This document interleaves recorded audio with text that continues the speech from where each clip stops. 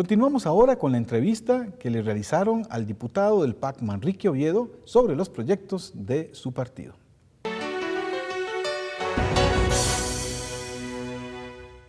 Estamos en TF40 Informe. Hoy tenemos la alegría de compartir, de conversar un ratito con el señor diputado Manrique Oviedo.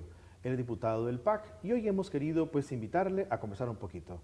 Un saludo muy cordial, señor diputado. Hola, padre. Para mí realmente es un honor y un placer compartir con usted y con la audiencia del canal. Vamos a hablar de muchos temas que tienen que ver con usted, con su carrera política, etcétera. Y yo creo que los que nos miran ahorita en TF40 Informe, una de las cosas que se preguntan inicialmente es ¿quién es don Manrique Oviedo? Y ciertamente nos interesaría conocer pues, su lugar de origen, dónde estudió, etcétera. Eso nos interesa mucho. Bueno, Manrique Oviedo es un sancarleño por los cuatro costados que por una situación coyuntural que mi madre estaba haciendo un curso, le tocó nacer aquí en San José, pero al mes estaba viviendo en el año 63 a 2 horas y media de Ciudad Quesada. Mis padres, mi madre y mi padre eran maestros en aquel entonces, en zonas rurales, mis abuelos campesinos. Mi madre, cuando cumplí 5 o 6 años, nos dijo, vamos a comprar un pedacito de tierra para que ustedes aprendan lo que cuesta ganarse un plato de arroz y frijoles. Les estoy hablando de cosas que me marcaron. Y en aquel entonces, en las vacaciones de la escuela, siempre a sembrar yuca, a regar frijoles y a trabajar en labores agrícolas con personas alrededor. Y eso me marcó, me sensibilizó. Posteriormente estuve con la secundaria en el Colegio Agropecuario Santa Clara, que es de la Iglesia Católica. Y esa afinidad por el campo pues me llevó a estudiar medicina veterinaria en la Universidad Nacional, donde en el año 84 ingresé a la UNA y posteriormente en el 90 también hice una maestría en epidemiología en la Universidad Nacional. Siempre feliz trabajando en labores del campo, pero sí con una preocupación social por las cosas que se estaban dando en el país. Me gustaba la lectura, estar un poco enterado, y hubo en su momento profesores en la universidad que nos motivaban a que de alguna forma participáramos en la realidad política y social de nuestro país, sin pretender nunca hacer una carrera, y no es mi pretensión. Yo estoy aquí hoy por una situación, creo, enteramente coyuntural. A manera de anécdota se lo digo, pues creyente absolutamente y católico practicante, y con una gran confianza en que Dios para cada ser humano tiene su proyecto de vida y lo que debemos dejar es que corra ese proyecto de vida. Y a manera de anécdota le comento que de previo a la campaña me informaron que don Otón tenía interés de que yo fuera diputado, y yo dije no, yo soy diputado si Dios quiere, si no, no. Y entonces llamé inmediatamente a don Otón y le dije, don Otón, mire, me dicen tal cosa, yo no sé si es cierto o no, pero si usted me recomienda a mí en la asamblea, inmediatamente renuncio. Yo quiero que las cosas fluyan y vemos a ver qué pasa. Y hoy estoy en esa labor que realmente es una labor muy exigente, muy honrosa. Realmente los temas que se tratan, la realidad del país, me hace sentirme satisfecho, pero indiscutiblemente que el costo ha sido muy alto, el costo es muy alto. Don Manrique Oviedo entonces es un joven que en el ambiente universitario descubre el tema social, la realidad política del país, siente que puede aportar algo. Ahora, ¿por qué en concreto en el PAC? ¿Qué tiene o tenía, no sé, ese partido político que le hizo pensar a usted, por aquí es donde yo puedo andar y responder a esa inquietud social, política, etcétera? Hubo una anécdota que me marcó cuando yo trabajaba ya como profesional, viajaba frecuentemente por la zona de Vara Blanca. Y yo escuchaba de actos de corrupción de los diversos gobiernos, de comisiones que se pagaban a ministros, a diputados y cosas de ese tipo. Y en una oportunidad, saliendo por Vara Blanca en las mañanas, a las 6 de la mañana, yo me tomaba unas vagonetas con asfalto. Y yo, qué raro, qué ministerio más eficiente, el MOB, ¿verdad? Jalando asfalto a estas horas. Luego me entero que esas vagonetas iban para el proyecto de las hidroeléctricas que tenía la familia Figueres en San Miguel de Sarapiquí. Y yo había sido liberacionista por herencia. Y yo dije, ya, hasta aquí. Y no puede ser, yo no puedo seguir apoyando estas cosas. Luego surge la figura de Otón Solís, a la vía nacional con un argumento como principal bandera, entre otros, la lucha contra la corrupción, e inmediatamente, por supuesto, que tomé esas banderas y ayudé en la zona norte del país y en otros lugares a construir ese partido que su principal bandera iba a ser la lucha contra la corrupción, el devolverle a la ciudadanía los instrumentos de movilidad social, entiéndase, mejorar la educación, acceso a crédito, condiciones de tecnología, de electricidad, mejores condiciones de salud para todos los costarricenses. Ahora bien, Algunos piensan que en ese PAC que comenzó su marcha por la vida política del país y el de ahora hay diferencia. ¿Tiene razón la gente que piensa así? Pues sí, realmente yo creo que tenemos que tener claridad. El discurso se ha mantenido, pero es indiscutible que hay sectores, y aquí yo se lo he criticado a don Otón Solís, se lo he dicho, porque a él se le dice que es muy prepotente y demás, y lo cual es absolutamente falso. De hecho, el no participar él en la toma de decisiones de dirección del partido y dejar que fuera la democracia, la libre expresión, que es desde el punto de vista académico o retórico lo más sano, logró que ciertos otros sectores de minorías que no necesariamente representan el sentir de la sociedad costarricense, se organizaran y tomaran parte de las estructuras del partido, como realmente así lo han hecho.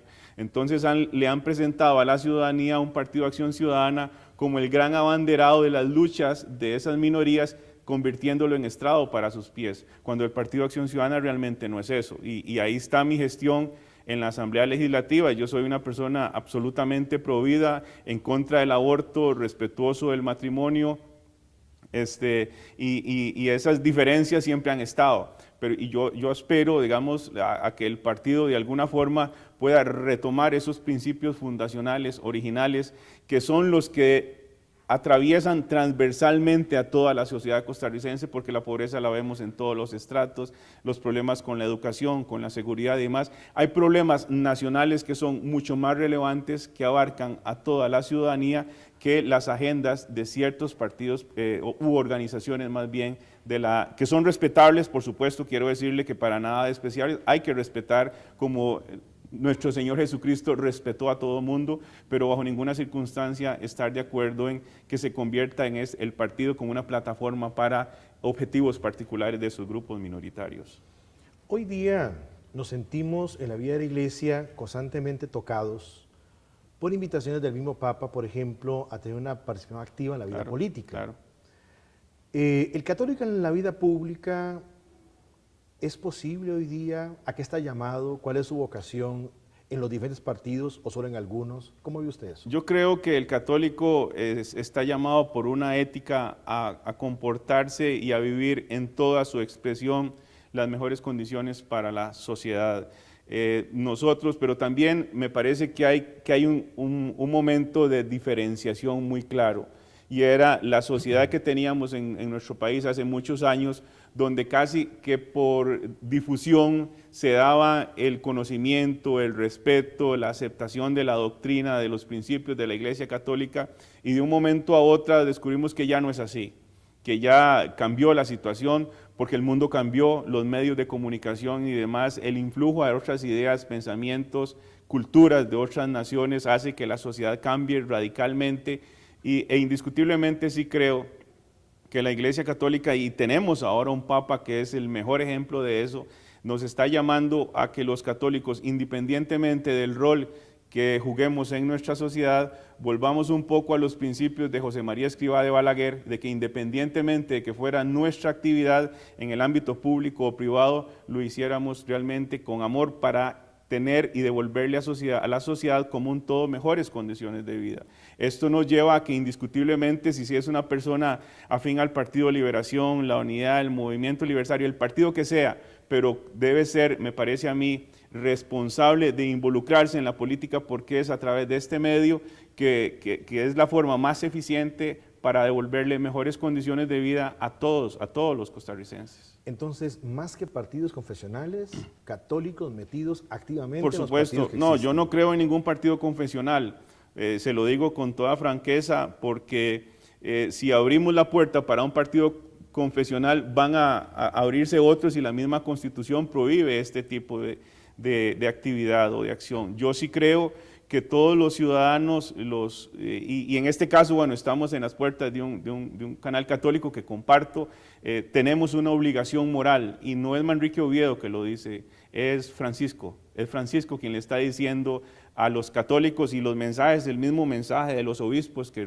recientemente nos muestran este documento de rehabilitar la política, es una obligación moral de todos. Es muy cierto que hay grupos de la Iglesia, y pienso ahora en las diversas organizaciones y en la juventud, que realmente es tan dinámica pero debemos de salirnos de ese, digámoslo de alguna forma, claustro mental. Mis prácticas piadosas son estas, o mis prácticas dentro de la iglesia son estas, para abrirnos a la sociedad, al entorno que nos rodea y brindar, reitero, mejores condiciones de vida y sí saber, Padre, y tenerlo muy claro, que sí devenga un gran sacrificio, Ahora, en esto, Benedicto XVI decía algo que efectivamente la vida cristiana tiene que tener de alguna manera impacto social, claro, es clarísimo. Claro. Bueno, pasemos entonces a propósito de eso, justamente al documento de los obispos. Sí. Los obispos no nos quieren decir por quién votar, por supuesto. No tienen que hacerlo. Nos invitan, eso sí, a participar de un modo responsable, claro, activo, inteligente, crítico, y nos dan 8 grandes criterios. Usted que ya ha leído el documento, usted que lo ha estudiado cuidadosamente, ¿tiene ahí el católico una buena guía? ¿Usted cree que es una guía bien hecha, donde está todo lo necesario para que uno de verdad pueda cotejar entre esa realidad que proponen los obispos y lo que proponen los partidos de alguna forma? Mire, yo creo que solo el título del documento es muy revelador. Es rehabilitar la política. Usted rehabilitar es volver a habilitar. Volver a habilitar es algo que ya perdió su sustancia, su razón de ser. Y los los obispos están reconociendo en el documento, me parece a mí, que ya la sociedad cambió, que ya no se habla con la verdad, que ya a la hora de tomar decisiones políticas no se piensa necesariamente en el bienestar de las mayorías, que ya eso que ha ido permeando de que la función pública se ha prestado y se ha dado para favorecer a ciertos grupos de poder y demás, me parece que eso es una confesión tácita que hacen los obispos a este respecto. Yo creo que ellos toman ahí partes de discursos o documentos, y creo que incluso, si mal no recuerdo, hasta viene uno de San Agustín, ¿verdad? Que sí, participó en todo, es uno de mis mejores, de mis favoritos, y el Francisco y demás, y creo que ellos hacen, a partir de ese documento y de esa excitativa, una gran fortaleza, tienen una gran fortaleza para decirle a los costarricenses, mire, tenemos que participar. Me agrada mucho el tema de los jóvenes, ¿verdad? Inicialmente, si me lo permite, claro, ¿verdad?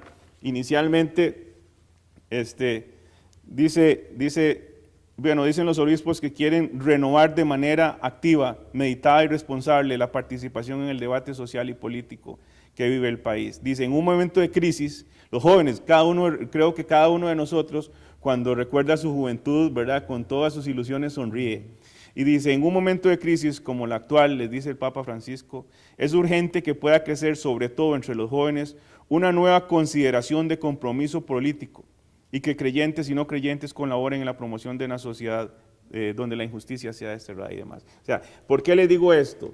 Porque ahora, precisamente en el momento de coyuntura que estamos viviendo, hay uno de los candidatos, ¿verdad?, que es una persona inteligente desde el punto de vista intelectual, es una persona capaz, ¿verdad? Y tiene mucho arraigo entre los jóvenes de ciertos niveles, ¿verdad? Pero bueno, es que resulta que los jóvenes que están distribuidos en toda la geografía nacional tienen que involucrarse, tienen que analizar y no dejarse llevar por discursos que son atractivos per se, sino que hay que hacer un análisis más profundo y más detallado de qué hay detrás de eso. Por ejemplo, este compañero diputado que se ha destacado realmente por las circunstancias que sea, es una persona que está a favor del aborto, es una persona que está a favor de muchas prácticas que yo, desde mi moral, yo no acepto, no puedo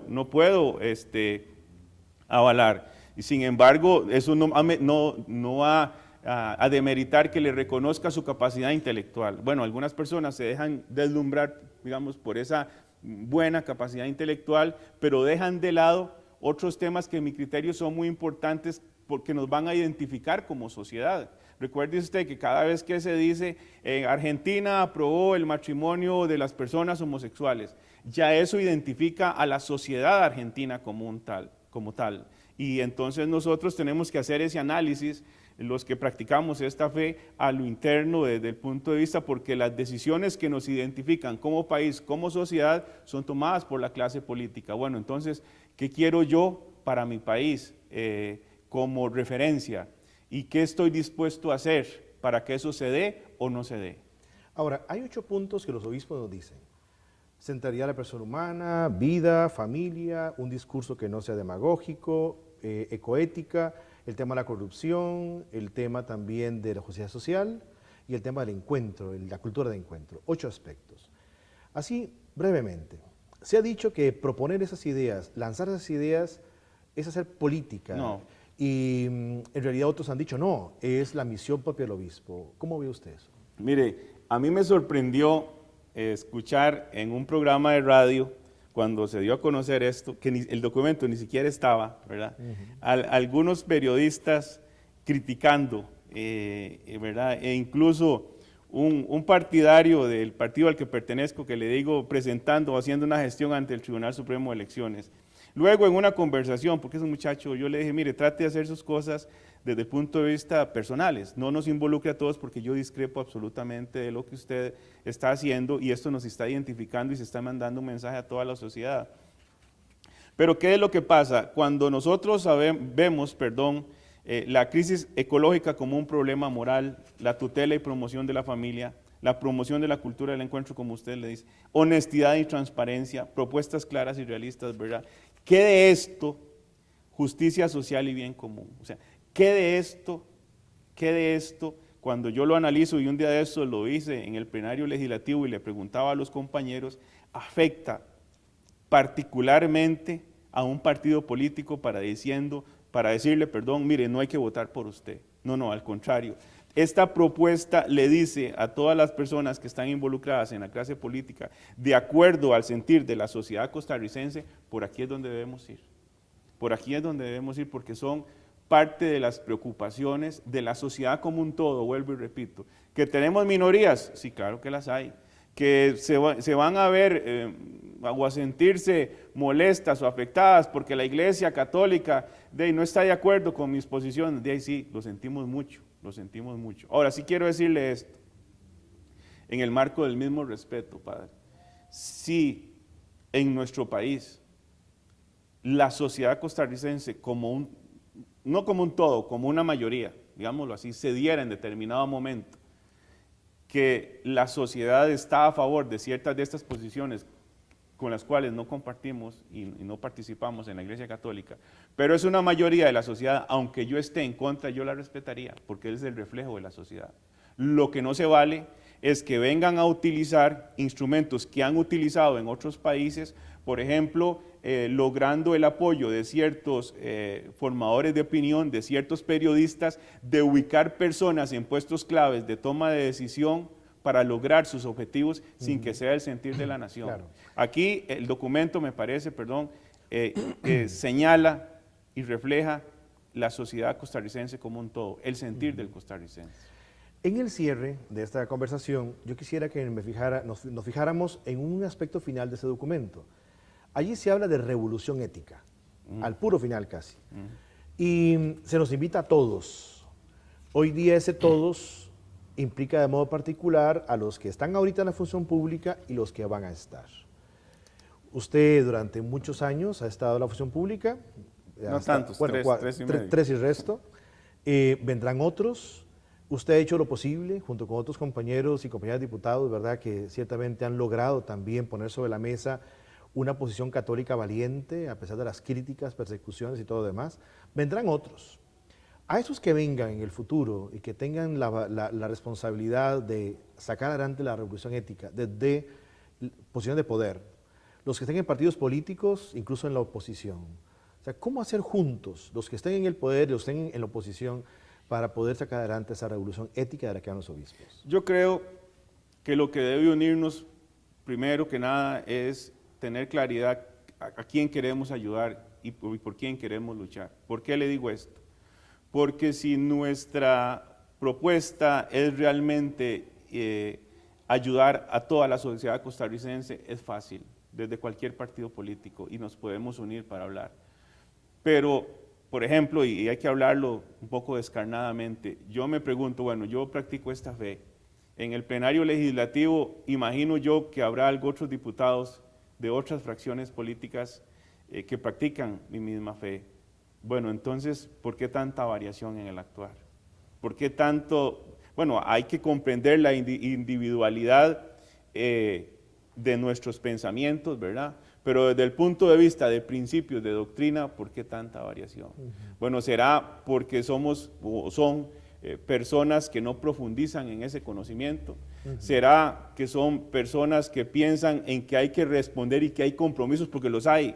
Yo le digo, padre, yo soy libre y por eso le dije a don Otón, si usted me recomienda, inmediatamente renuncio. Yo nada más quiero que mi guía sea de alguna forma mi conciencia y mi moral la que me ate a mi actuar en la Asamblea Legislativa, ¿verdad?